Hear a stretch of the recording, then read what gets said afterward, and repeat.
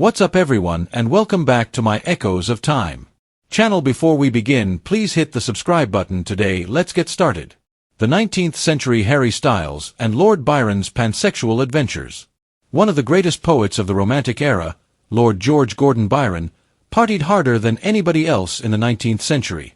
However, who was George Gordon Byron exactly?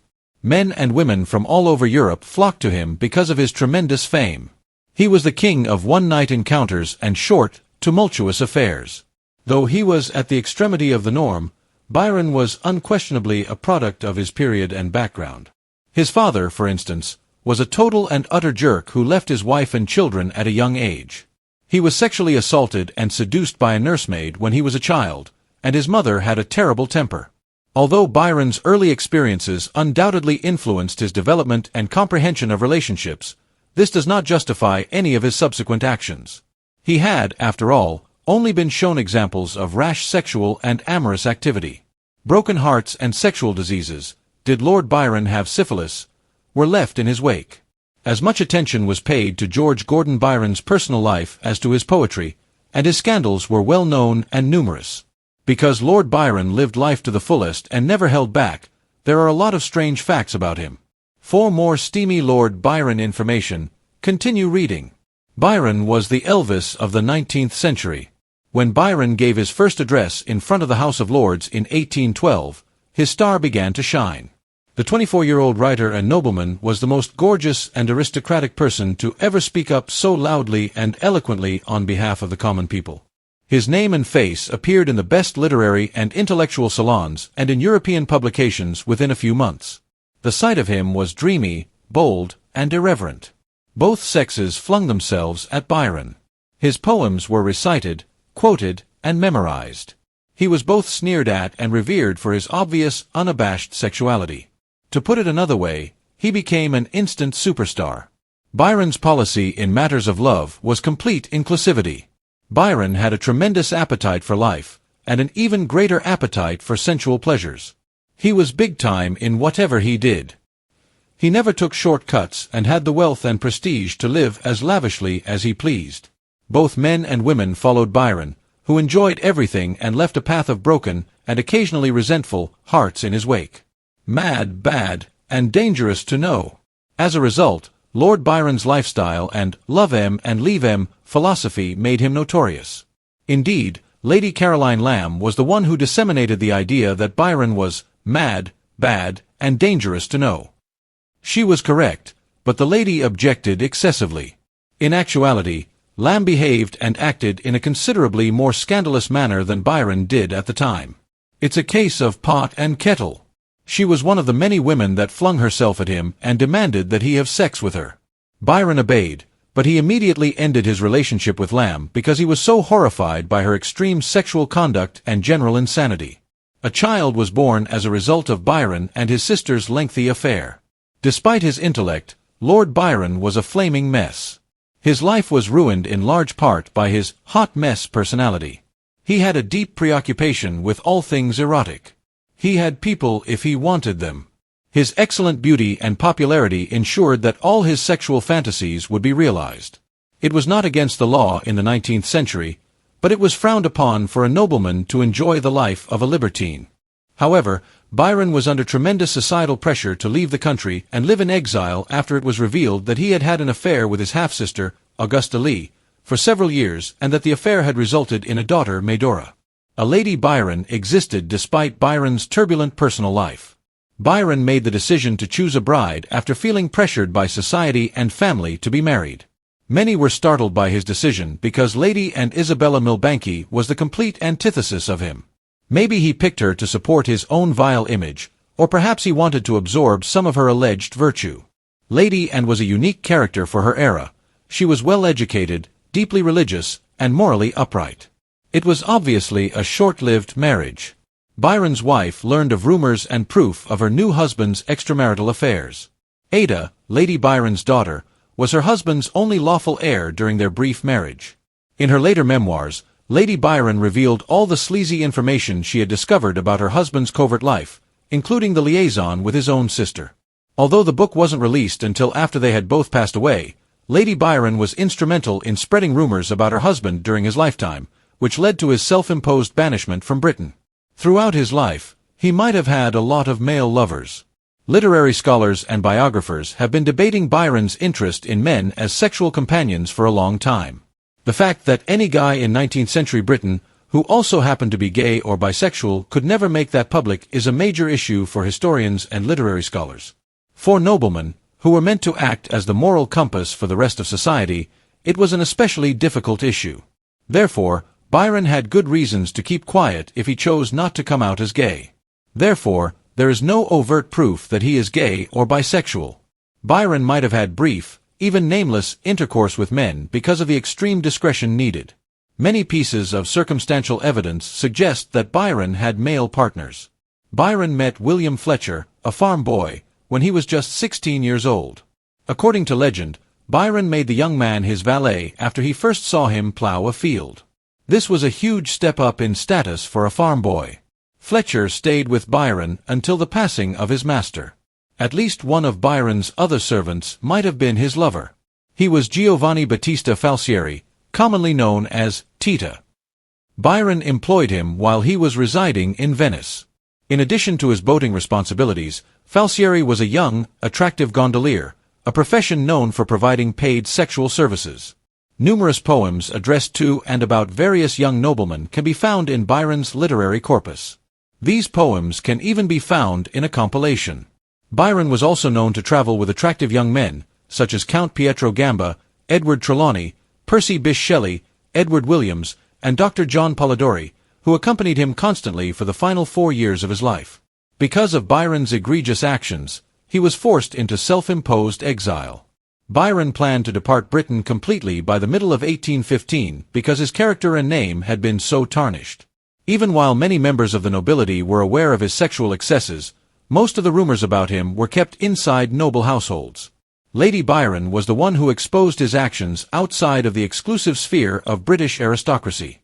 She filed separation papers and never came back after visiting her parents in January 1816 with their 1-month-old daughter.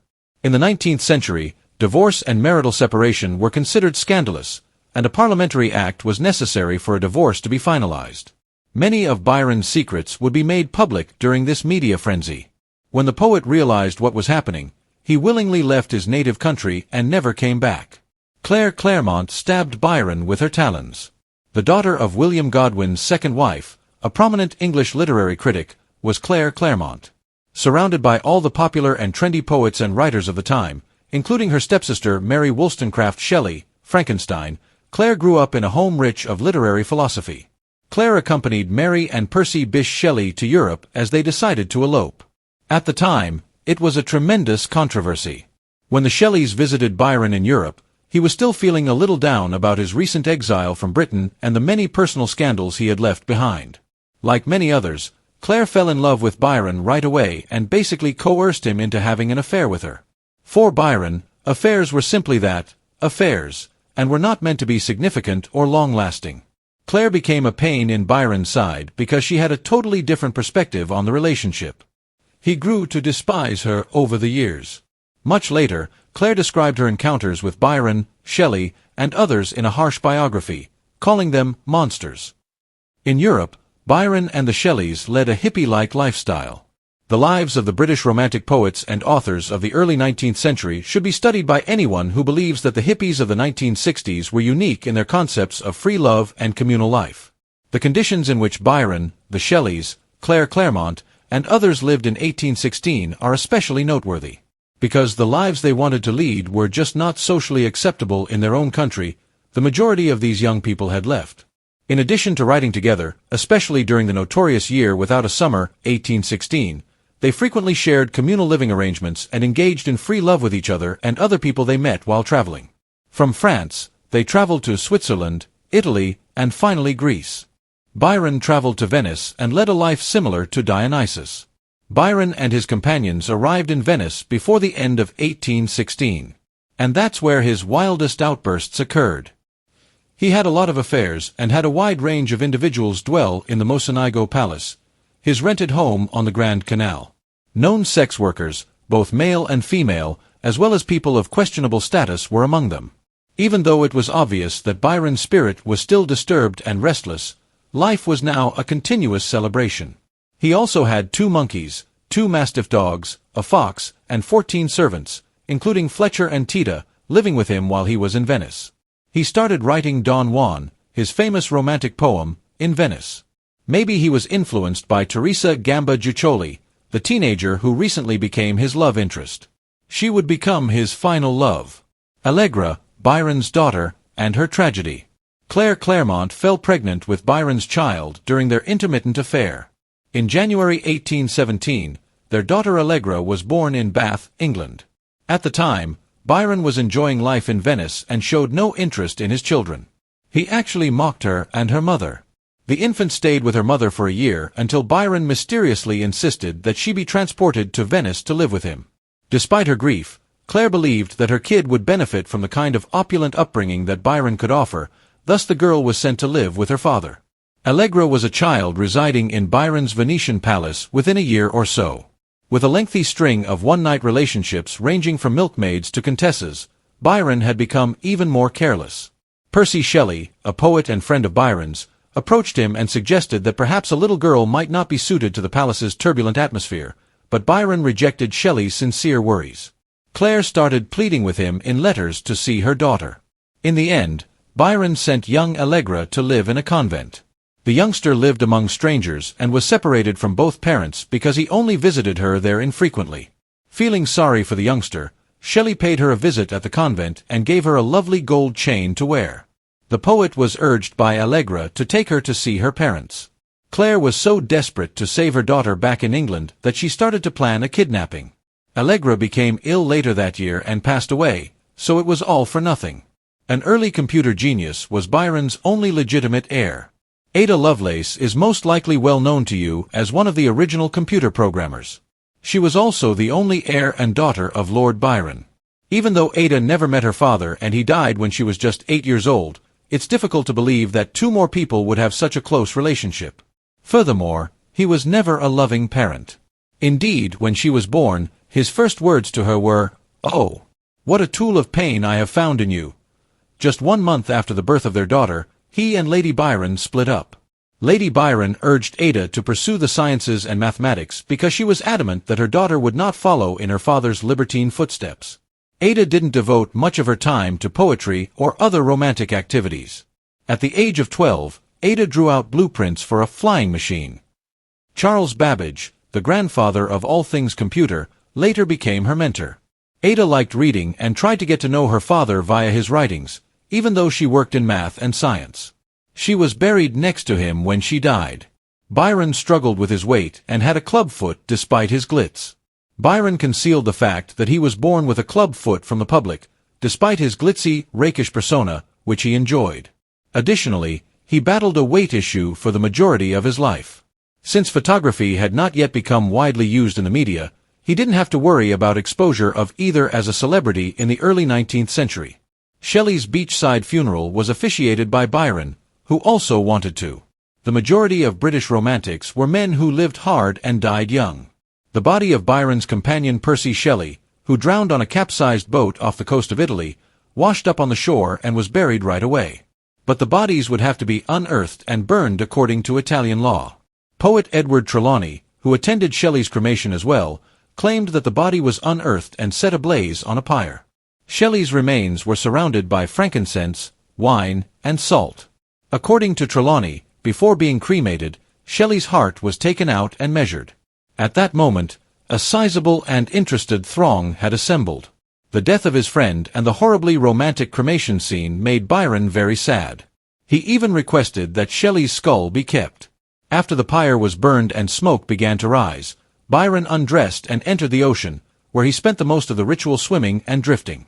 Lord Byron's fascination with the macabre was strong. People who knew Byron well were probably not surprised when he asked to take Shelley's charred skull. As seen by his works, the well-known poet had a deep fascination with all things gothic and horrific. Because of his well-known practice of using human skulls as drinking goblets, he was not allowed to have Shelley's skull. Mary, Shelley's wife, and other friends did not want their loved one's remains to have such a future. The coffin in the dining room, the skulls from his ancestral vault that were utilized as flower pots, and the parties with paranormal-themed activities were all examples of Byron's fascination with gloomy subjects. He even required his guests to attend these eerie events wearing long, hooded robes. Byron relished having sex with his former mistress in a Venetian gondola. When Byron lived in Venice, Italy, his behavior was best compared to that of a tomcat. He boasted of the hundreds of sexual victories he had achieved. Nevertheless, he was still able to have one final, sincere affair. She was a stunning young woman named Teresa Giucoli, and she was married to a considerably older guy. She was adored by Byron, who described her face as fair as the sunrise and warm as the moon. The two enjoyed making love on a gondola as it sailed over the city's canals. During this period, Byron picked up his pen once more and wrote the poem Don Juan, which is regarded by some as his best work. Nowadays, the majority of people pronounce the title as it should be in Italian or Spanish. Byron, however, was an Englishman who deliberately wanted his writing to be pronounced as Don Juan, emphasizing the Jew, regardless of how wrong it may be. Before he discovered Greece, he was unhappy with his life. The poet's discontent with life in general contributed to the disarray and senselessness of Byron's life in Venice. In his opinion, he had never taken up a great cause. Toward the end of his time in Italy, he discovered what would ultimately become his great and noble cause, even though he was aware that he had already had a very full and adventurous life. He had heard that the Greeks were trying to become independent from the Turks, who were their former oppressors. Byron had always identified with Greek culture and people. This was the perfect chance to fight for a worthy cause and shine in that culture. He departed Italy and went to Greece, where he would remain till the end of his life. An old-school Luddite was Lord Byron. Examining Byron's life is similar to taking a tour of all the Romantic movement's principles. He supported the Luddite movement, despite the fact that he is frequently perceived as a reformer and iconoclast. The word Luddite is now used to describe someone who doesn't keep up with the times, especially when it comes to technology. For instance, it would be accurate to label someone who prefers to watch movies on a VCR a Luddite. But the real Luddite movement was in full swing in the early 19th century, and their main grievance was against the Industrial Revolution, with its factories, machines that performed tasks that had previously been performed by humans, and several other elements of contemporary industry that permanently altered society. Among the nobles, Byron was one of the few who publicly backed the Luddites. By doing this, he was embodying the Romantic notion that a return to nature and a rejection of the contemporary world are the only viable solutions for humanity. An early, romantic death follows a romantic life. Byron joyfully sailed to Greece in 1823. The thrill of having at last discovered a worthy cause that deserved his support filled his emotions. His innate love of all things Greek compelled him to support the Greek cause when he learned of their struggle for independence from the Turks. Like all romantics, he likely dreamed of grandeur, seeing himself in the forefront of a fierce conflict. Unfortunately, Byron was let down when he got to Greece. The only job he was able to land was getting supplies for the folks fighting the real battle. His most renowned graffito, which is still visible today, was probably painted on the Temple of Poseidon at Cape Saunion. He spent his free time wandering about the Greek mainland and islands. Byron's health started to deteriorate by the spring of 1824. He fell into bed in April after getting a high temperature. He was bled and had leeches attached by the doctors who were called, but to no avail. The brilliant poet and libertine passed away 10 days later. He was only 36. His remains were shipped to England and interred close to his residence. Although Byron had penned lengthy memoirs, he would not permit their publication until after his passing. But when a few of his pals read them before they were published, they were so frightened and appalled by what they found that it was decided to burn every last page.